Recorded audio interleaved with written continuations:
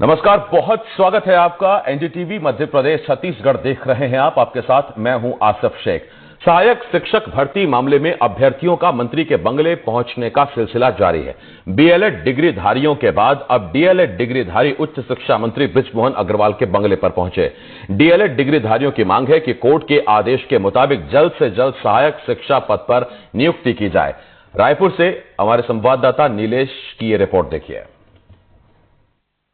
छत्तीसगढ़ के उच्च शिक्षा मंत्री बृजमोहन अग्रवाल का बंगला इन दिनों उन युवाओं का ठिकाना बना हुआ है जो नौकरी की तलाश कर रहे हैं, खासकर शिक्षा विभाग में।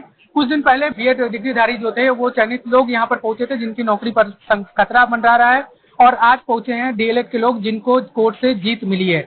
क्या पूरा मामला, आज डीएलएड के इतने बड़ी संख्या में छात्र क्यों पहुंचे हैं वो भी हम जानने की कोशिश करते हैं। क्या नाम है आपका? सर, मेरा नाम सतीश निषाद है सर।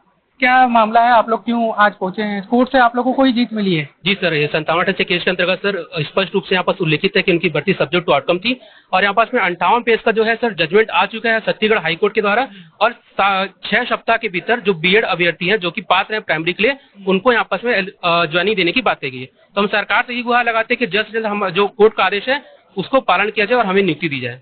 आप लोग को नियुक्ति मिले इसलिए आप लोग पहुंचे हैं? जी। इतने सारे कागज लेकर क्यों पहुंचे हुए आप लोग, क्या दिखाना? ये सारे ऑथेंटिक जजमेंट है जो छत्तीसगढ़ हाई कोर्ट के द्वारा 2 अप्रैल को कैमरा साथी कहूंगा एक बार दिखाएं उसको, क्या आप बताना चाह रहे हैं? सबसे पहले ये बात बताना चाहूंगा कि जो बीएड अभ्यर्थी कल पहुंचे हुए थे कि हमको नौकरी से ना निकाला जाए, हमको कुछ पता नहीं था करके, हमारे साथ इमोशन जुड़े हैं करके, तो उनको मैं बताना चाहूंगा, और माननीय शिक्षा मंत्री जी को, छत्तीसगढ़ शासन को मैं बताना चाहूंगा कि जो उनकी भर्ती थी वो पूरी तरह से कंडीशनल थी। उनको उनके नियुक्ति पत्र में साफ साफ कहा दिया गया था कि आपकी जो नियुक्ति हो रही है वो छत्तीसगढ़ हाई कोर्ट के अंतिम निर्णय के अधीन रहेगी। आप देखिए हाईलाइटेड पॉइंट को वहाँ साफ साफ कहा गया है। उसके बावजूद भी यहाँ आप बोल रहे हैं कि हमारी जो नियुक्ति है उसको बचा लिया जाए। स्टेट गवर्नमेंट का साफ साफ कहना है, उनका जो सबमिशन है छत्तीसगढ़ हाई कोर्ट में जब पैरवी चल रही थी उसमें साफ साफ कहना था कि छत्तीसगढ़ में जो भी नियुक्ति हो रही है वो सुप्रीम कोर्ट के निर्देशानुसार छत्तीसगढ़ हाई कोर्ट के अंतिम निर्णय के अधीन होगी।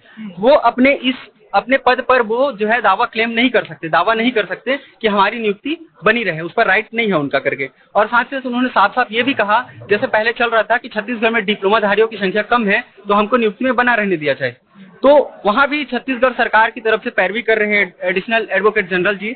यहाँ साफ साफ कहते हैं कि छत्तीसगढ़ में डिप्लोमाधारियों की संख्या भी पर्याप्त है। ये देखिए यहाँ पर साफ साफ लिखा गया है। तो अभी आप लोग क्यों पहुंचे? ये सारे तर्क तो स्वाभाविक सी बात है कि कोर्ट में पेश हुए होंगे, उसी आधार पे आप लोग को जीत भी मिली है।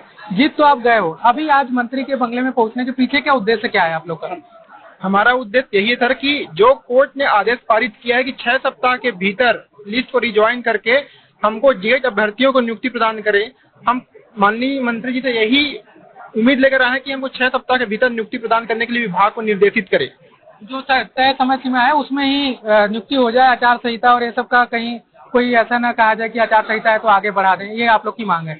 मतलब जो कोर्ट का समय सर बहुत संघर्ष किया सर, पिछले 8 महीने से हमारे माँ बाप लोग भी रोते हैं। हो आप रोइए मत, आप तो जीते हो, जीतने वाले व्यक्ति को रोने की क्या जरूरत है? फिर भी योग्य होते हुए भी हम लोग को बाहर किए गए। 8 महीने से संघर्ष कर रहे, रात में नींद नहीं आता सर, सोचते रहते कि अब नियुक्ति मिलेगा करके, फिर भी नहीं देते हैं। कोर्ट से जीत मिल गई है, आप रोइए मत, इसमें रोने की क्या बात है? आप लोग को तो जीत मिली है।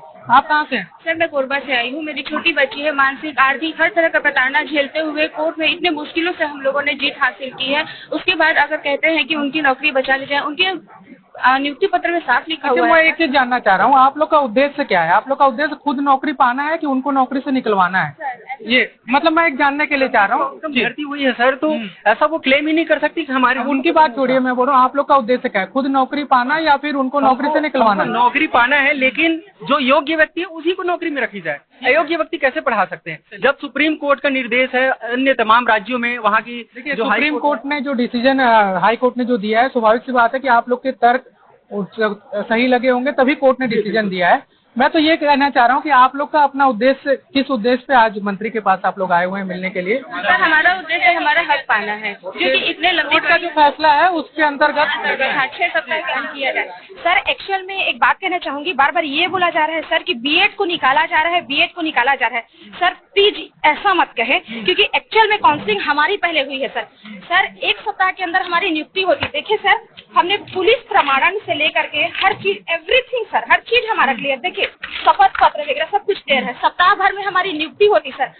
सुप्रीम कोर्ट से उनको अंतरिम राहत मिला था कि काउंसलिंग की प्रक्रिया में भाग लेने के लिए, ये नहीं सर कि नियुक्ति दिया जाए, बट उनको नियुक्ति दिया गया। ठीक है, वो प्रोसेस हो गया, ठीक है, जो भी योग्य है वो भी कर दिया गया। लेकिन ये तो गलत है सर। ये तो वही बात हो गई ना कि किसी विशेष चीज के लिए अगर प्रशिक्षण मिला है, ठीक, और मान लीजिए कोई पोस्ट है कि 12th प्लस प्रशिक्षण, अगर आप खाली 12th वाले को जॉब दे रहे हैं और प्रशिक्षण को एकदम नेग्लेक्ट कर दे, ये तो गलत हुआ ना। बार बार बीएड एक और बात बोलते हैं सर, मेरिट मेरिट मेरिट। एक बात बताइए सर, 150 में 140 अगर हम ज्ञान करते हैं, बट हमारा डीएड बीएड या फिर आपका टीटी ना हुआ, तो क्या 140 पे सिलेक्शन होना चाहिए सर?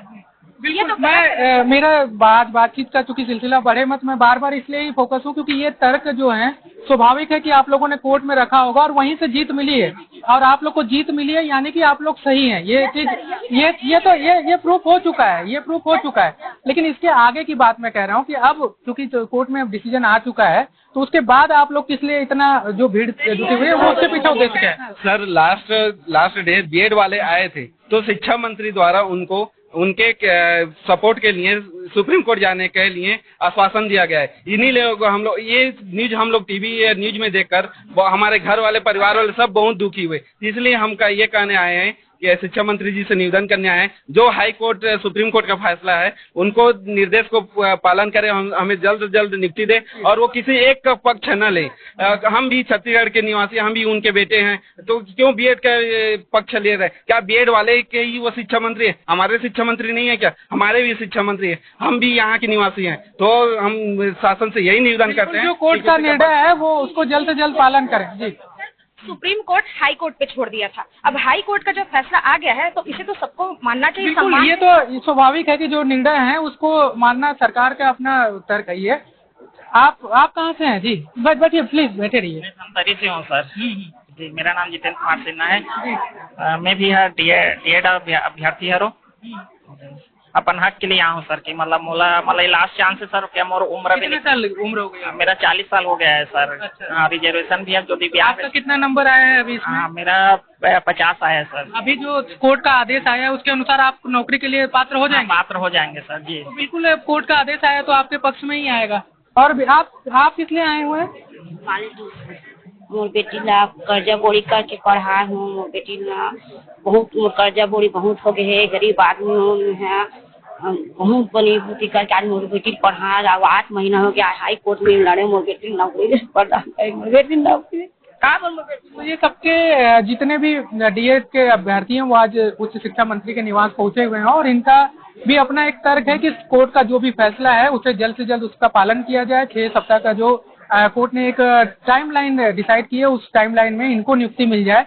इसके अलावा जो बीएड के लोग, बीएड डिग्रीधारी जिनकी नौकरी पर खतरा है, वो जो घूम रहे हैं, उनको लेकर भी इनके अपने तर्क हैं कि कोर्ट ने जो डिसीजन दिया है काफी दस्तावेजों और उसके आधार पर ही दिया है, तो उनके साथ जो भी हो, निर्णय सरकार जो भी करे, इनका यही कहना है कि उनको लेकर जो भी निर्णय करे लेकिन इनकी नियुक्ति जो है वो बरकरार रखी जाए, उनको नियुक्ति दी जाए और तय समय सीमा जो कि 6 सप्ताह तय की गई है उस समय सीमा में दी जाए। रायपुर से कैमरा साथी प्रवीण साहू के साथ नीलेश त्रिपाठी, एनडीटीवी। अंबिकापुर में चल रहे सीबीएसई बोर्ड के 5 स्कूलों को शिक्षा विभाग